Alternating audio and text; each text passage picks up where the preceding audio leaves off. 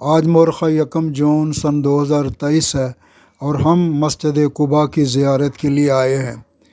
قباء وہ قابل دید تاریخی مقام ہے جس میں محبوب آقا نے مکہ مکرمہ سے ہجرت کر کے مدینہ منورہ میں داخل ہونے سے قبل آرام کیا تھا۔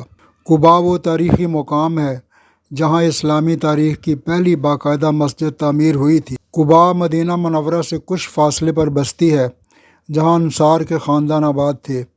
یہی وہ مقام ہے جہاں آقا نامدار کی سواری پہنچنے پر مدینہ منورہ کے انصار استقبال کے لیے نکل کھڑے ہوئے تھے، جہاں اسلامی تاریخ کی پہلی مسجد تعمیر ہوئی اور جس کی شہادت قرآن پاک نے دی ہے۔ مسجد قباء مدینہ منورہ کے جنوب میں واقع ہے۔ قباء مسجد نبوی شریف سے 5 کلومیٹر کے فاصلے پر ہے۔ اس میں ایک کنواں ہے جو ابو ایوب انصاری کے نام سے مشہور ہے۔ قباء محلے میں ہونے کی وجہ سے مسجد کا نام بھی قباء رکھا گیا۔ شروع میں مسلمان بیت المقدس کی طرف رخ کر کے نماز ادا کیا کرتے تھے۔ قبلہ تبدیل ہوا تو سب خانہ کعبہ کی طرف رخ کر کے نماز ادا کرنے لگے۔ قباء کے باسیوں نے مسجد قباء کا رخ تبدیل کرنا تھا تو رسول اللہ وہاں تشریف لائے تو سب کے ساتھ مل کر قبلہ کا رخ متعین کیا اور ترمیم و اصلاح میں حصہ لیا۔ جب انصار کو پتہ چلا کہ رسول اکرم مکہ مکرمہ سے ہجرت کر چکے ہیں اور مدینہ منورہ پہنچنے والے ہیں تو انصار روزانہ مدینہ منورہ سے محبوب آقا کے استقبال کے لیے قباء آ جاتے۔ دھوپ ہوتی تو واپس چلے جاتے۔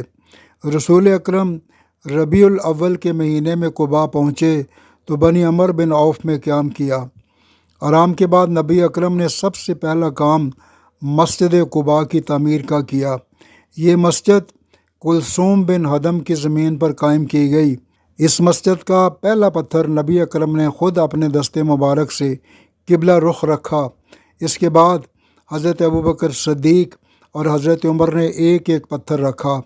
صحابہ نے اس کی تعمیر میں بڑھ چڑھ کر حصہ لیا اور نبی اکرم خود بھی مسجد کی تعمیر کے لیے کام کرتے رہے۔ اسلام میں سب سے پہلے یہی مسجد تعمیر کی گئی۔ قرآن پاک میں ارشاد ربانی ہے، جو مسجد اول روز سے تقوی پر قائم کی گئی تھی وہی اس کے لیے زیادہ موزوں ہے کہ تم اس میں عبادت کے لیے کھڑے ہو۔ اس میں ایسے لوگ ہیں جو پاک رہنا پسند کرتے ہیں اور اللہ کو پاکیزگی اختیار کرنے والے ہی پسند ہیں۔